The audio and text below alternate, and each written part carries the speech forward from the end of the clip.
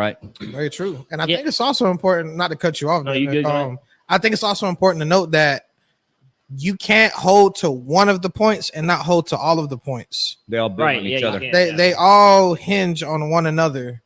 And I want to also say this as we get into this series, that what we're not going to do is try to find proof text to make the point of Calvinism. And so in other words, what I'm saying is that we're not going to try to find verses that prove our point, because good theologians don't do theology that way.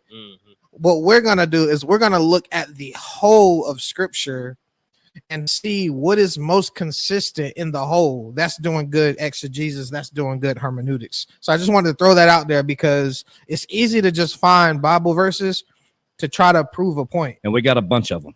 And we got receipts. We definitely got receipts. I got a lot of verses. But my goal, I want Bible is the authority. Right. Facts. I want people to see the thread all throughout the whole of the Bible.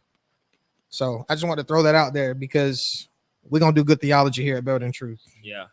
I mean, when we talk about sin and just the nature of humans and in humanity or whatever, we can start from the beginning, right? The original sin of Adam. It was passed down throughout the descendants, throughout generation after generation of the sin, right? I love what I've been reading, and what we all know to be true is that we aren't sinners because we sin, but we sin because we're sinners.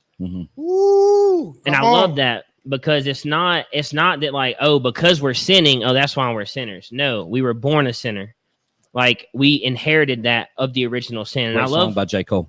And I love what Lawson said in his commentary, talking about the whole total depravity. He said, not only was Adam's sin imputed to all his descendants, but the sin nature of Adam is transmitted to us in the moment of conception.